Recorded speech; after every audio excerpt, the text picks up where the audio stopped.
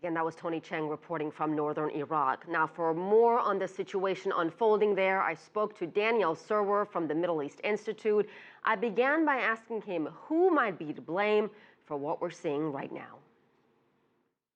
I think the Islamic State of Iraq and Syria is to blame for what we're seeing today. They've led this effort at insurgency in the West and in the North. And whatever happens, they are the prime movers in this situation. You can also blame the Maliki government for not having had a more inclusive approach to governing. I think it's very hard to blame the Americans for something that's happening several years after their departure. Why do you think these events took the Americans, a lot of people for that matter, completely off guard? They shouldn't have. It's been clear for some time. I said 2 years ago that the border was disappearing between Syria and Iraq.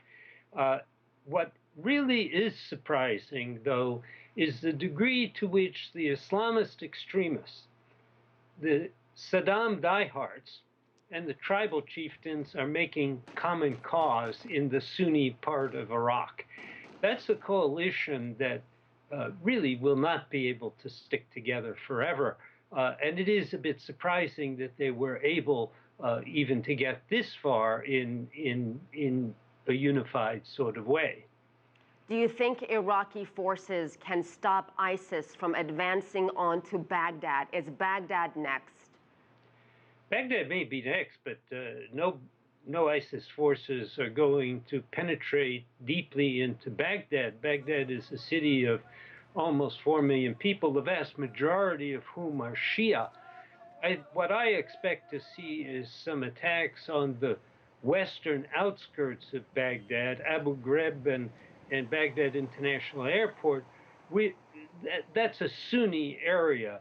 But the notion that a few thousand Sunni fighters, no matter how brave, are going to march into the green zone and take over again in Baghdad is ludicrous. It's not going to happen.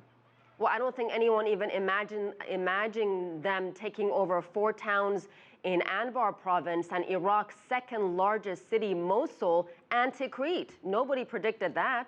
Those are all towns with Sunni majorities and where the population is supporting the insurgency. You cannot expect that kind of support in 90% of Baghdad. Let's talk about these U.S. military advisors the Obama administration is sending to Baghdad. Can they truly make a difference? I don't know. I think it's hard to imagine that 300 military advisors are going to make a difference. I doubt that 10,000 American troops left there would make much difference.